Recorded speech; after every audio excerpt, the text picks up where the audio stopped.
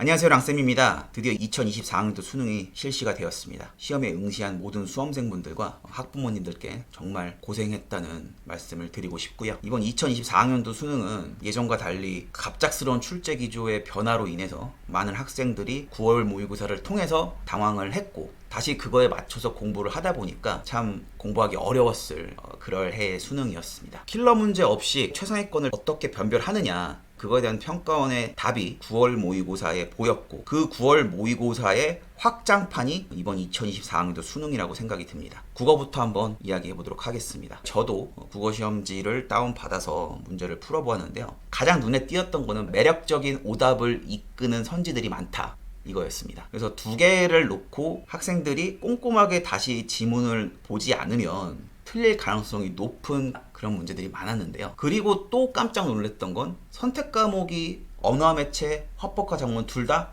매우 어렵게 출제가 되었다는 겁니다. 그래서 선택 과목부터 먼저 문제를 푼 친구들은 정말 멘탈이 깨졌을 가능성이 커요. 그리고 EBS 연계된 작품들이 나왔습니다. 수능 전부터 출제 예상이 될 작품 목록 속에 들어가 있었던 것이 일동 장유가와 김원전이었는데요. 이걸 알고 있어도 문학에서 문제 자체가 그렇게 쉽지만 않았거든요. 9월 모의고사 때로 돌아가 보면 원래 이 국어의 스타일이 독서가 상당히 어렵고 문학이 상대적으로 쉬운 그러한 기조에서 문학이 어려워진 기조로 바뀌었습니다. 상대적으로 9월 모의평가 때는 독서가 힘이 좀 빠진 그런 상황이었는데요. 올해는 수능에서는 독서도 힘을 주었기 때문에 확실하게 변별력은 갖췄다, 이렇게 볼 수 있는 수능이라고 볼 수가 있고요. 구체적으로 들여다보면 독서 파트에서의 15번, 16번 이 동양철학 문제가 매우 까다로웠다고 생각이 들고요. 문학 파트에서 27번 이거 매우 어렵습니다. 그리고 31번 다 3점짜리죠. 상당히 변별력이 있는 문제였고요. 언어와 매체에서 35번하고 37번, 화법과 작문에서 40번하고 43번, 45번 이러한 문제들이 매우 어렵게 출제가 되었다고 보입니다. 특히 화법과 작문 같은 경우에는 상대적으로 언어와 매체를 보는 친구들보다 다른 과목의 점수가 떨어지는 친구들이 화법과 작문을 많이 선택을 했을 텐데, 특히 수시 최저를 맞추는 거에 있어서 이번에 국어로 맞추기가 조금 더 어려워진 측면도 있습니다. 그만큼 화법과 작문이 많이 어려워졌습니다. 그래서 시간이 간당간당한 학생들 있죠. 이런 친구들이나 아까 처음에 말씀드렸던 선택 과목을 먼저 풀었던 학생들은 이번에 지문 하나를 못 풀었을 가능성이 상당히 큽니다. 그래서 9월 모의고사 때보다 등급 컷이 살짝 떨어지지 않을까, 이렇게 추정이 되는데요. 작년 수능국어 표준점수 최고점이 134점이었잖아요. 그리고 9월 모의고사의 국어 표준점수의 최고점이 142점이었는데 이번 2024학년도 수능 국어에서 표준점수 최고점은 142점에서 145점 정도를 찍지 않을까. 그만큼 상당히 어려운 시험이라고 볼 수 있습니다. 이 정확한 등급 컷은 성적표가 나와봐야 알겠지만 요즘은 각 기관들이 하루 정도만 지나면 얼추 1등급 컷은 거의 다 비슷하게 맞추더라고요. 그래서 9월 모의 평가에서도 거의 비슷한 점수대에서 추정이 됐기 때문에 최상위권 친구들 같은 경우에는 이 가채점 결과를 보고 대학별 고사의 응시 여부를 결정하시면 좋을 것 같습니다. 국어가 화법과 작문이 91점, 언어와 매체가 88점이 1등급 컷이었고 2등급 컷은 화법과 작문이 84점, 언어와 매체가 81점이었거든요. 이것보다 한 문제 정도 등급 컷이 떨어질 가능성이 있다, 이렇게 보여집니다. 그래서 화법과 작문이 87, 88, 언어와 매체가 84에서 86 이 정도 사이에서 1등급 컷이 형성이 되지 않을까, 이렇게 생각이 들고요. 그러한 성적을 냈던 수능을 찾아보니까 재작년 수능이네요. 2022학년도 수능의 등급 컷과 국어가 비슷하게 형성이 되지 않을까, 이렇게 예상이 됩니다. 그래서 2등급 컷 같은 경우에는 80점에서 약간 모자르는 77점에서 79점 사이에서 2등급 컷이 형성이 될 것 같습니다.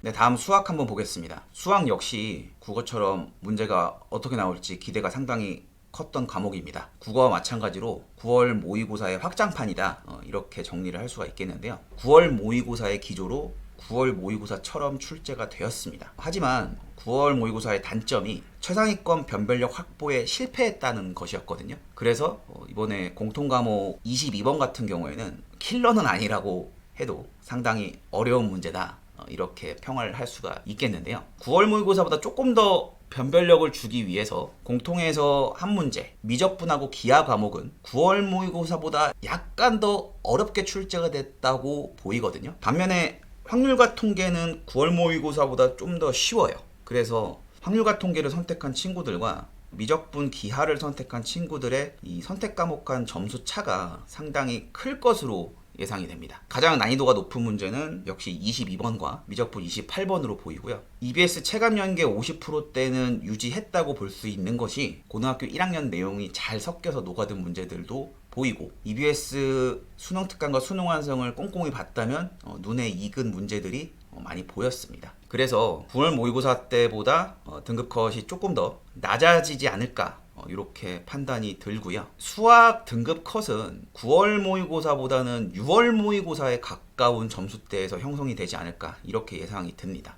6월 모의고사를 놓고 봤을 때 미적분이 72점이 2등급이었거든요. 그만큼 미적분을 선택한 친구들이 많이 어려워했을 시험입니다. 그래서 75, 6점만 맞아도 2등급 안에 들어갈 수 있는 그러한 시험이지 않았을까, 이렇게 생각이 들고요. 확률과 통계에서는 2등급 컷이 6월 모의고사 때 80점이었는데 이번에 76점에서 77점 정도에서 확률과 통계 2등급 컷이 형성이 되지 않을까, 이렇게 생각이 듭니다. 1등급 컷은 확률과 통계는 88점 정도, 미적분하고 기하는 80점에서 84점 정도 사이에서 1등급 컷이 형성될 것이라고 보입니다. 결국 9월 모의고사랑 똑같아요. 문제를 얼마나 빠르고 정확하게 풀어서 뒤에 문제를 풀 수 있는 시간을 확보하는지, 그 싸움에서 이긴 친구들이라면 이번에 수학에서 점수를 상당히 잘 받았을 것으로 예상이 됩니다. 이렇게 2024학년도 수능 국어하고 수학에 대한 난이도와 등급 컷 예상을 해봤는데요. 확실히 9월 모의고사가 앞으로의 수능의 변곡점이 된 것 같아요. 이 기조를 토대로 출제가 됐고, 내년 수능도 이러한 스타일의 문제, 그리고 EBS가 얼마나 중요한지가 뼈저리게 느껴지는 그런 시험이었습니다. 영어 시험지가 업로드되는 시점이 5시이기 때문에 제가 국어하고 수학만 여러분들께 먼저 말씀을 드리고, 나머지는 유튜브 커뮤니티와 네이버 밴드를 통해서 어땠는지